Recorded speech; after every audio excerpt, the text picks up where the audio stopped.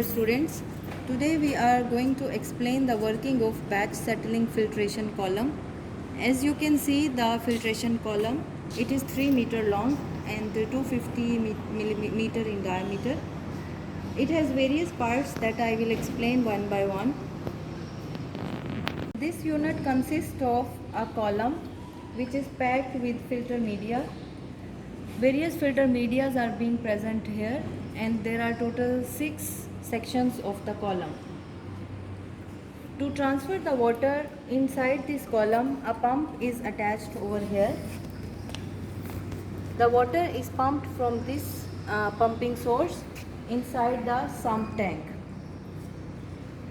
A rotameter is attached here for the measurement of the flow rate, and a bank of manometers are attached here for the measurement of the pressures or the pressure differences.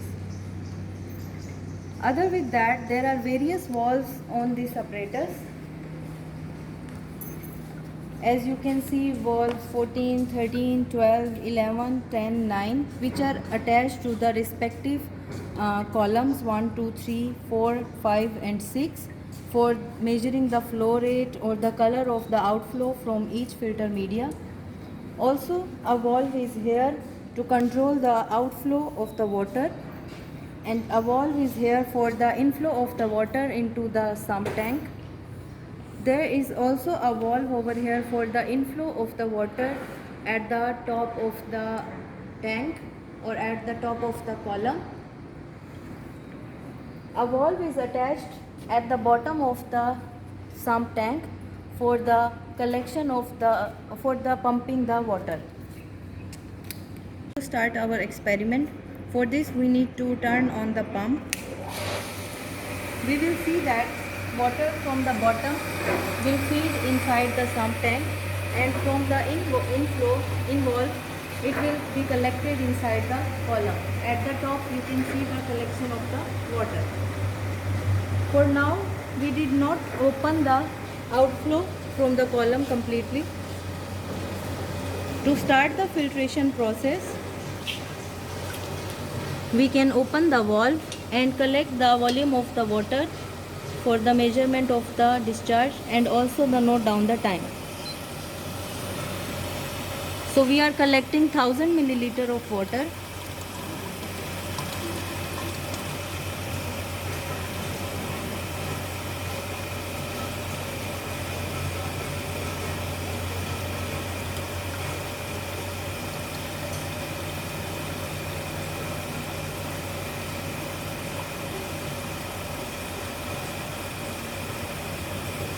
There is total 27 seconds for the collection of the water. You can see the flow rate from the top passing through each filter media, through each column, and then being collected downwards. We can also collect the effluent sample for each column, like column 1 that is at the top, then column 2, below it, 3, 4, 5 and 6. By using these control valves, we can measure the effluent volume and note down its characteristics and the removal efficiency of each filter media. For this, first we will open the valve 1 and collect the volume of water into the foil, and then close the valve, and we will store the sample for the further characterization. This is the water sample collected at the filter media 1. Then we will open the valve 2 and fill the oil for the column 2.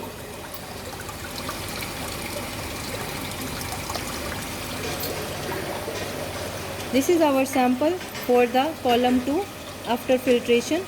We will store it for further usage. You can see that water has been become lighter in color and more transparent after passing through second media. Now we will open the valve 3 and collect the sample from the filter column 3.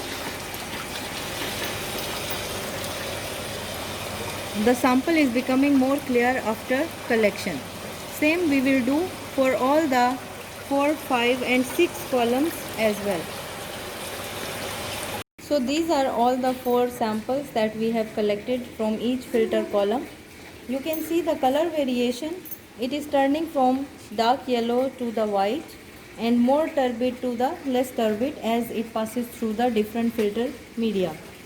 We need to measure the turbidity and the color of all these samples using the turbidimeter and the spectrometer. So for that, first we need to prepare a blank sample using the distilled water and we need to zero it. We have selected the color program 465 nm in our spectrometer. We have prepared a blank sample. We need to clean it first.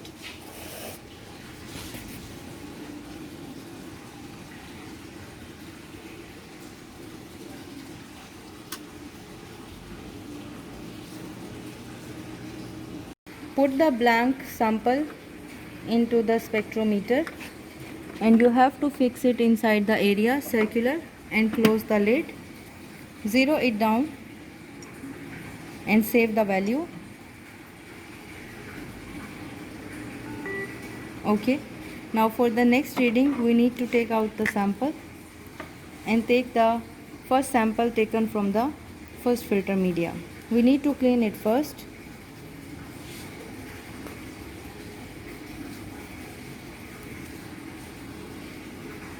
And then put it inside the spectrometer and close the lid and read the value.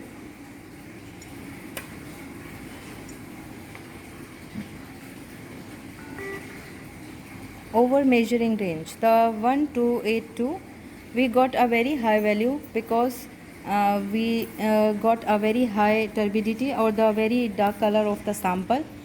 For accurate measurement or not crossing the measuring range, we can dilute the sample first so that we can get the value inside the range as well, and then we can apply the conversion factor for the exact reading. This is the sample that we collected from the 6th column of the filter media. So we will clean it first and note down the change in color of the sample. Put it inside and close and read the value.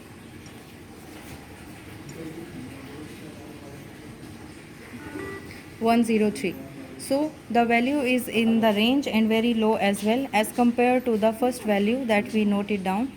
It shows that the filter media worked effectively and removed the color. We also need to calculate the turbidity value of the sample. So we will take the sample from the first filter media. First, we clean it and put it in the position. Close it and read the value.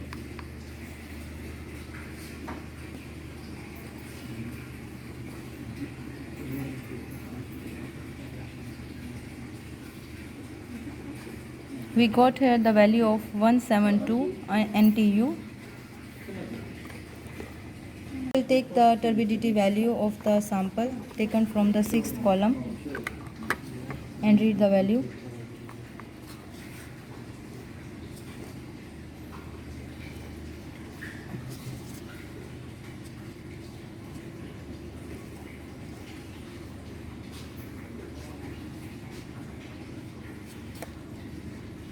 It's 8.29. So almost we can see that 90% of the turbidity has been removed. Same procedure we will repeat for all the 4 samples as well, and note down the values and change in the properties of the water. Now for backwashing of the filter and for cleaning of the all filter columns, we need to turn on the pump and open the valve 6 and allow the water to flow from the bottom of the column to the top of the column. You can see the phenomena of movement of water from the bottom to the top, and then it will be flowing upward and collected at the top of the filter column. Then we can remove the water from the top and clean the filter in this way.